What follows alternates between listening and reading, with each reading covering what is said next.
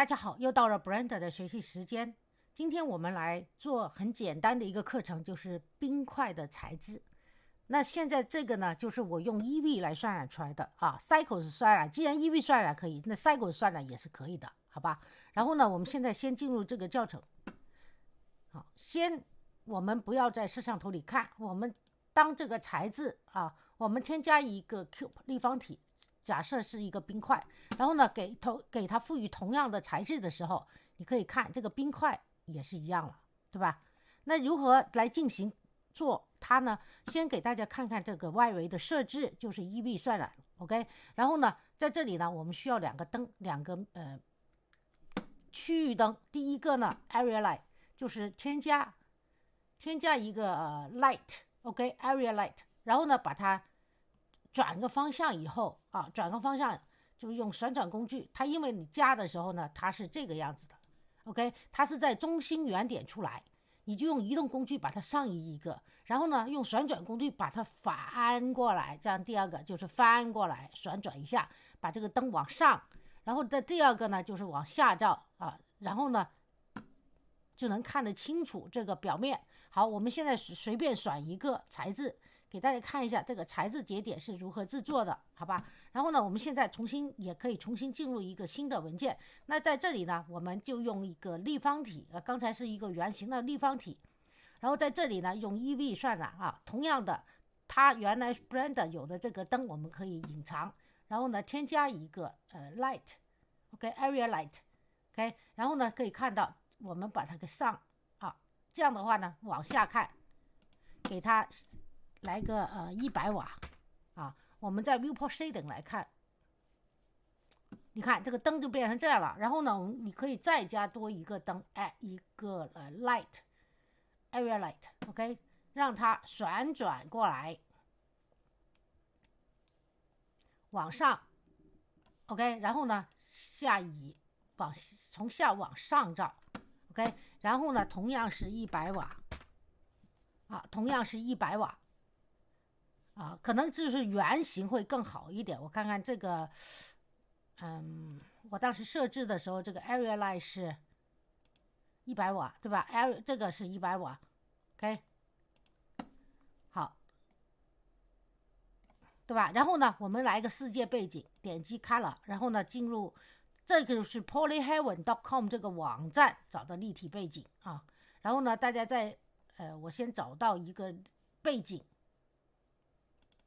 OK， 大家找这个背景啊 ，Photoshop， 因为它是正常的光线 image，OK， 然后呢，把它的背景给隐藏，选这个渲染模式这里 ，OK，Render Property， 然后呢 Transparent 啊，然后好，我们现在呢就可以给它做一个这个材质，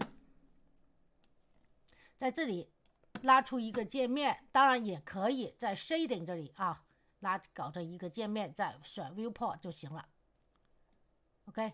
然后呢，你在这做也是可以的 ，OK。那我习惯了在外面，然后呢，在这选一个 Shader Editor。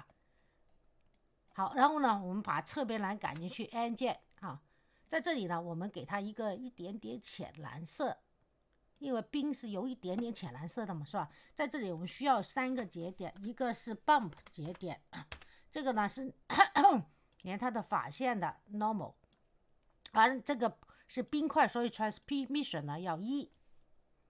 然后呢 ，OK， invert 就相反的，我们可以勾选。然后呢，这里是0.5，我就按照这个来给大家来进行调配啊。大家看到这里的 Shade Editor， 选 OK。你可以看到，0.5 上面是0.3，对吧？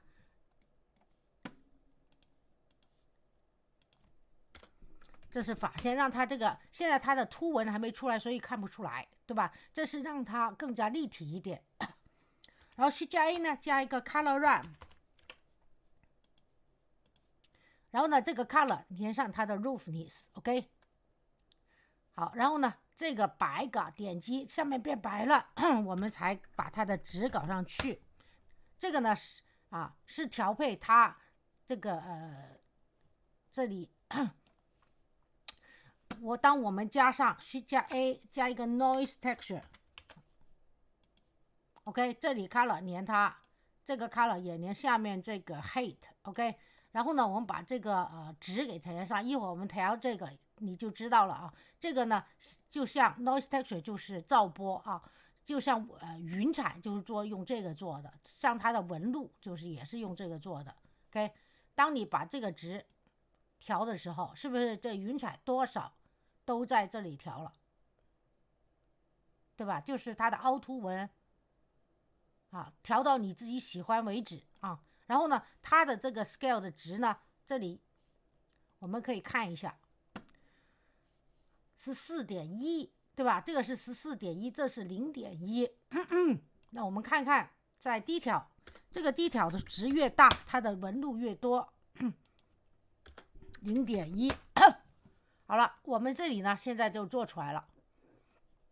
当你把这个调的时候啊，它的越光滑度啊，它调它的光滑度，这个噪波的光滑度，你就可以看到这里基本上就出来了，这是预算了，对吧？然后呢，如果好，我们重新换成它一个 UV 沙发 UV 球 ，OK， 鼠标右键 Say Smooth， 然后呢，给它赋予同样的材质，给它赋予这个冰的同样的材质，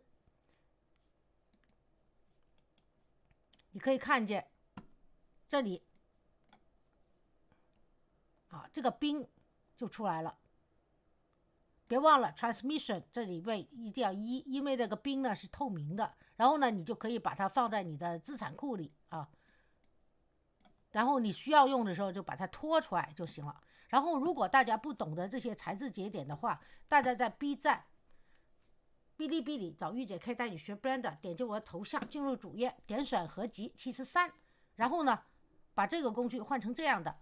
这个里呢就有4页的教程文件夹，其中包括第1到第2页前半部分以基础教程为主，已经有了建模的 Blender 最基础系列教程1、2、3讲。而我说的材质节点，就像现在这些节点呢，就是在最基础系列教程2啊，这里有6堂课是给经常用的 Blender 的材质节点。然后呢，前面的基础教程还包括了做游戏的虚幻引擎5的侯庙基础教程、蓝图基础教程以及正式教程。